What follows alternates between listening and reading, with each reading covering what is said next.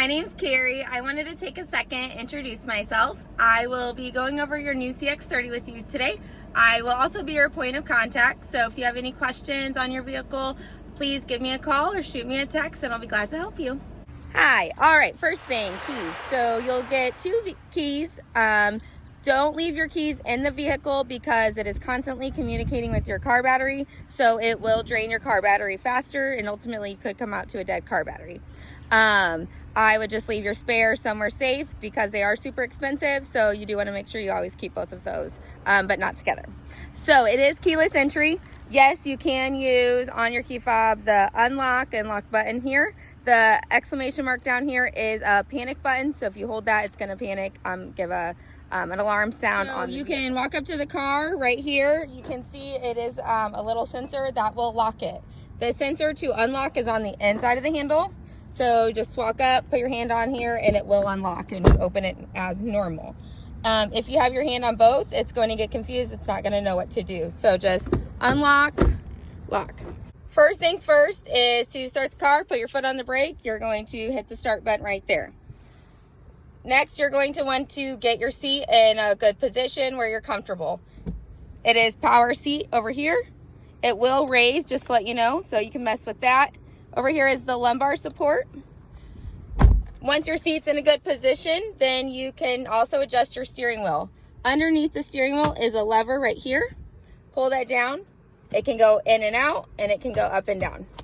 Once it's in a good position, just lock that back into place just like that.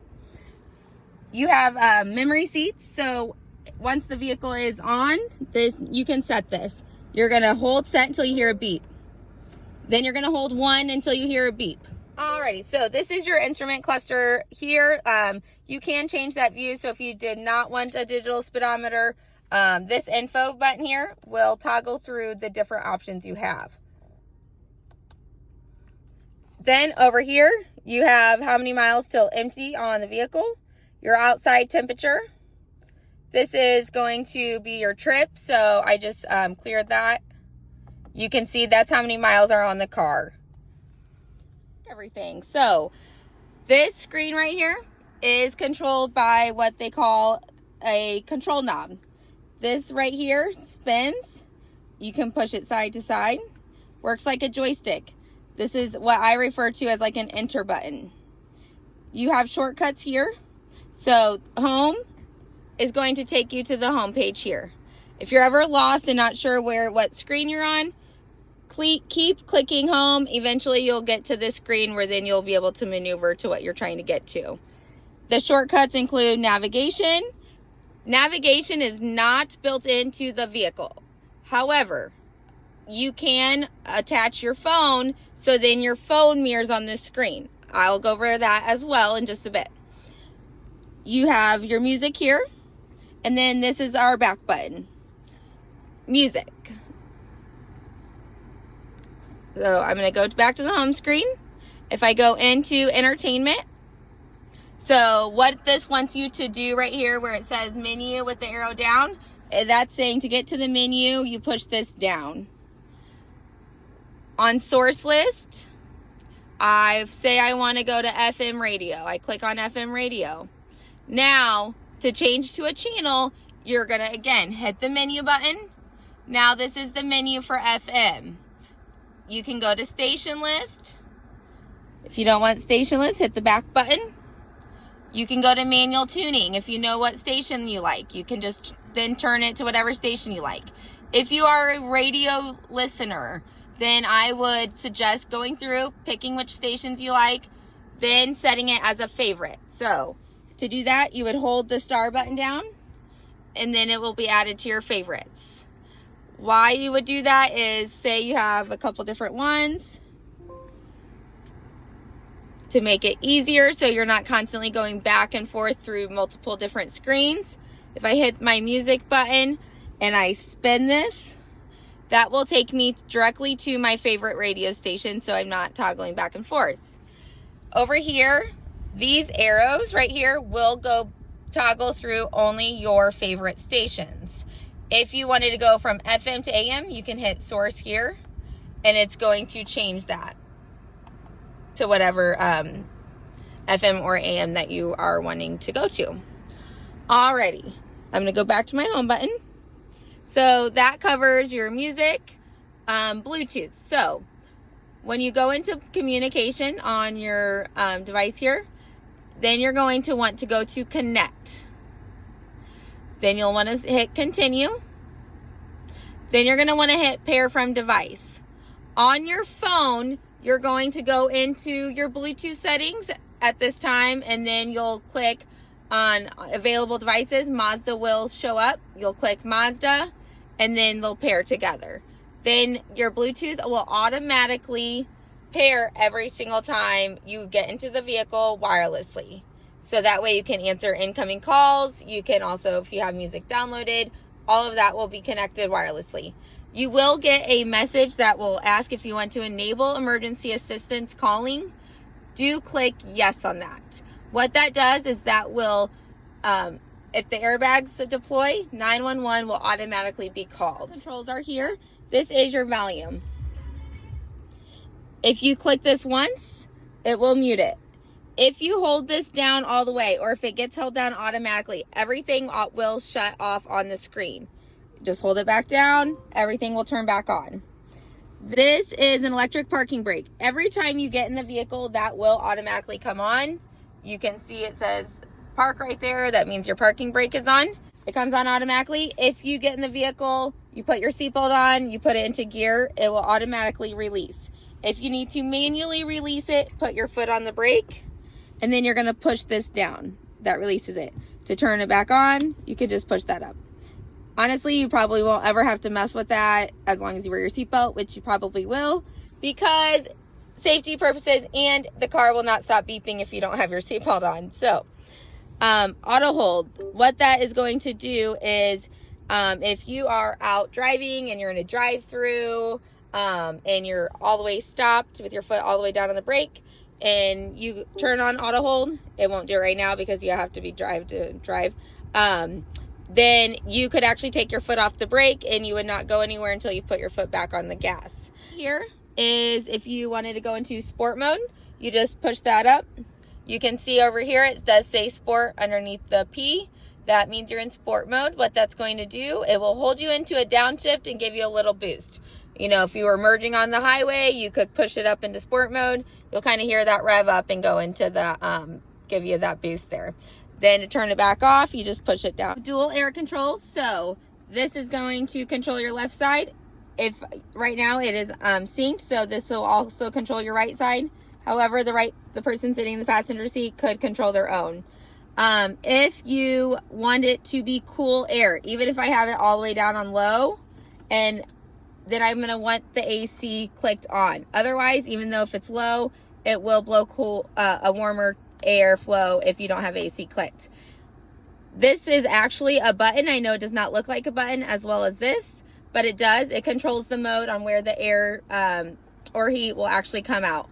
So that's what that does. Over here, it's going to control the circulation if you can go from there. You have heated seats, so there are 3 different levels here. Each driver and passenger has their own setting. Utilize me. I get it. There's a lot of stuff on the car.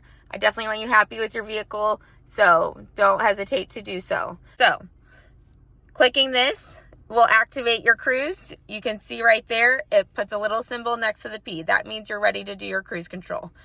I'm driving down the road, and I'm going 55 miles per hour. I'm ready to set my cruise. I'm going to push this up. It'll set it. You'll see the number that you're setting your cruise to right there where those lines are. Then I just set my distance. What I'm setting my distance for is to set the distance between me and the car in front of me.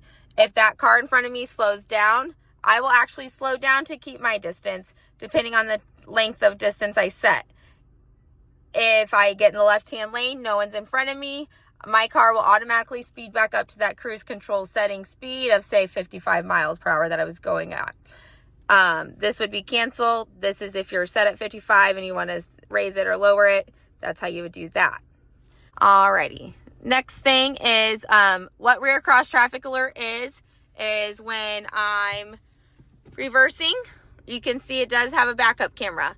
There is sensors that will go out 15 degrees on each side. So if someone is walking behind me, or a car is coming behind me and I'm reversing, it will beep. If it is moving, if it is standstill, like a pole, it won't beep at me. It's only if it's coming from a side and it's moving. Lane departure warning system. What that's going to do is it vibrate my steering wheel if I cross over the lines on the road. There is a camera that reads those lines. So if you crosses, your steering wheel will vibrate. You can turn that off if you want to, just by clicking it. I suggest always keeping all safety features on. Blind spot monitoring. Blind spot monitoring is going to light up in your side mirrors. You can see the little triangle. When a car is coming on the side of you and you're driving, it lets you know you cannot get over. Somebody's there, hence in your blind spot, to make sure you don't get over. If that light is on and somebody's there and you turn your blinker on, whichever side it is, it will then give you an audible warning, like a beep. It'll say like, hey, no, did you not see the light? You can't get over. Just that second reassurance that you're not going to get over because there is a car there. This vehicle is super smart. So if you are stopped, you're not going to see that light turn on when a car is coming by. There's a couple different things that detects, such as like speed, things like that. So if it knows it's not possible for you to hit that car, obviously, because you're stopped, it won't vibrate, beep at you. There is different timing you can do this. So if you want it to be early, normal, or late. So if you are somebody that lives in a really busy area and it's high traffic, big city or whatnot, you might want it more to be late to alert you, because you're probably going to be getting over closer to vehicles than if you were in a rural area. Alrighty, so your active safety. The lane keep assist, what that is when I was telling you, if you cross over the lines on the road, it'll vibrate your steering wheel. Well, lane keep assist is going to actually nudge you back into your lane. Lots of different settings here that you can go through. Rain sensing wipers, having that checked, it will detect and automatically turn your wipers on if this is an auto.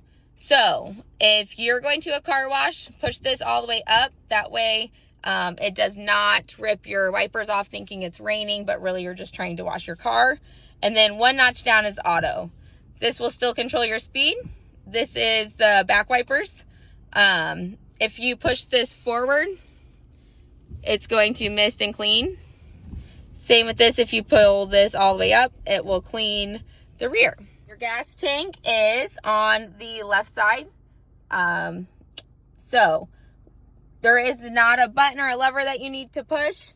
Once you turn your car off, you do have to have your car off, because otherwise it locks the gas tank. And that's how you get gas. Getting into the cargo area of your Mazda, open it right here. There is not a button. It is done manually. Trunk space. You do have a spare tire right under here. Your seats do lay down flat. There's a button right here. Push that down and it will lay down flat. Same with the other side. To close. And that is all. I hope you really enjoy your CX30. Please reach out to me if you have any questions at all. Thanks.